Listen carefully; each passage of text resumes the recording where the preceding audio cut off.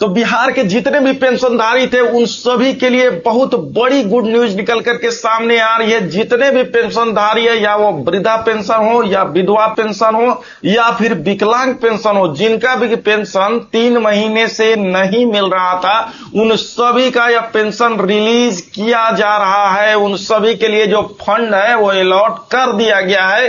यानी कि अब एक निश्चित डेट मैं इस वीडियो में बताने वाला हूं, उसी डेट में आप सभी के खाते में पैसा अवश्य आ जाएगा।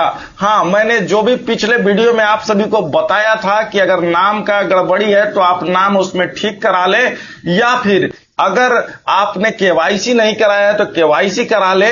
तो जितने भी व्यक्तियों ने मेरी बात मानी होगी, लगभग उन सभी का पैसा इस महीने आने वाला है। बस कुछ ही दिनों का इंतजार उन सभी को करना है और 3 महीने का यानी कि 3300 रुपये उनके खाते में आने जा रहा है। वहीं जिनका कि 4 महीना हो गया है उनके खाते में 4400 रुपया पेंशन आने वाला है। तो आखिर कौन सा वह शुभ दिन है जिस दिन इन सभी के पेंशन आने वाले हैं?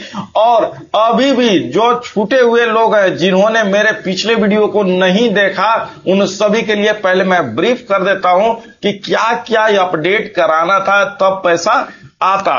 नमस्कार दोस्तों, मैं अनिल पाठक आप सभी का बहुत बहुत स्वागत करता हूं अपने YouTube चैनल में। तो दोस्तों, सबसे पहले जानते हैं बिहार में क्या बड़ा फैसला हुआ है। बिहार सरकार ने सामाजिक सुरक्षा पेंशन व्यवस्था में बड़ा बदलाव किया है। वर्तमान मुख्यमंत्री सम्राट चौधरी ने समाज कल्याण विभाग की समीक्षा बैठक में अधिकारियों को स्पष्ट निर्देश दिया कि सामाजिक सुरक्षा पेंशन हर महीने की 10 तारीख को मिलनी चाहिए और जितने भी लाभार्थी हैं उनके बैंक खाते में पहुंचना चाहिए। यह फैसला इसलिए महत्वपूर्ण है क्योंकि बहुत दिनों से बिहार में पेंशनधारियों के खाते में पैसे नहीं आ रही थी। वहीं अगर बात किया जाए तो 94 लाख से अधिक लाभार्थियों के खाते में डीबीटी के माध्यम से लगभग 1100 करोड़ रुपए की राशि हस्तांतरित की जाएगी। साथ ही यह भी कहा जा रहा है कि अब हर महीने 10 तारीख को आपके खाते में पैसे क्रेडिट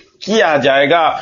अब बात किया जाए कि डीबीटी की प्रक्रिया कई एक प्रकार के होते हैं, यानी कई चरण इसमें होते हैं। पहले भुगतान का आदेश जारी होता है, उसके बाद पीएफएमएस या डीबीटी का प्रोसेस होता है, इसके बाद जो बैंक क्रेडिट करती है और एनपीसीआई मैपिंग भी जांच करती है। इसी कारण कुछ लोगों को ये राशि 10 जुलाई 11 यानी कि लगभग 12 से 15 जुलाई तक सभी के खातों में पैसा पहुंच जाएगा। तो अब देखते हैं कि जिनका पेंशन 3 या 4 महीने से रुका हुआ है उनको क्या करना है। यदि आपकी पेंशन लगातार नहीं आ रही है तो कुछ सामान्य कारण हो सकते हैं। जैसा कि मैंने पिछले वीडियो में भी बताया था, आधार बैंक खाते से लिंक नहीं है, आपने वोटर कार्ड से बैंक खाता खुलवाया होगा। वहीं दूसरी बात है कि एनपीसीआई मैपिंग नहीं है। एनपीसीआई दोस्तों मैपिंग करने का मतलब होता है कि आधार का जो भी डिटेल्स है, बारीकी से आप इसको समझिए, आधार कार्ड में जैसे नाम लिखा हुआ है सेम टू सेम वैसा ही नाम बैंक में होना चाहिए। आधार कार्ड में जो आपका डेट ऑफ बर्थ है सेम टू सेम बैंक खाते में होना चाहिए। अगर ये 2 चीजें मैच करती है तो पेंशन रुकने का कोई सवाल ही पैदा नहीं होता है।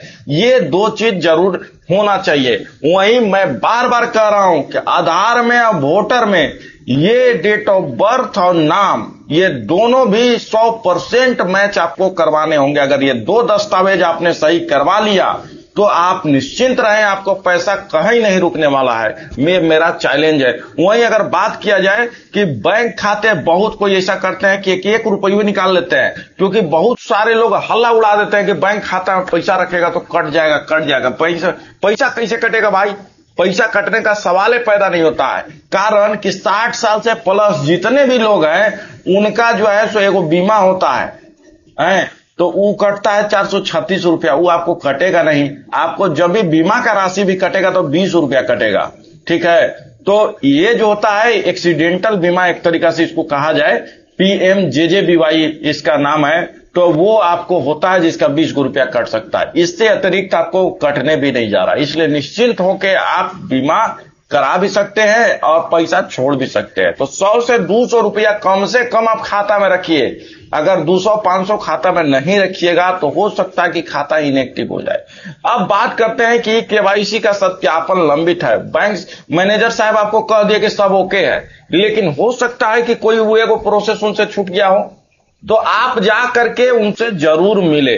तो ऐसे भी केस में देखा गया है कि एक छोटा सा मिस्टेक हो जाता है बैंक अधिकारियों से, तो जो लाभार्थी है उनका पैसा रुक जाता है।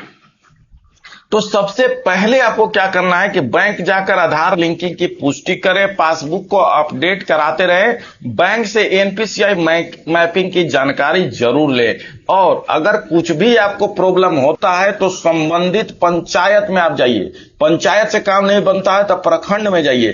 प्रखंड से माने 99% आदमी का प्रॉब्लम सॉल्व हो जाता है। अगर वहां से नहीं हुआ तब जाकर के आप सीधे एसडीओ ऑफिस भी जा सकते हैं इसकी शिकायत लेकर के कि नहीं आ रहा है, लेकिन आपको अंचल कार्यालय में ही प्रॉब्लम सॉल्व हो जाएगा, निश्चिंत रहें।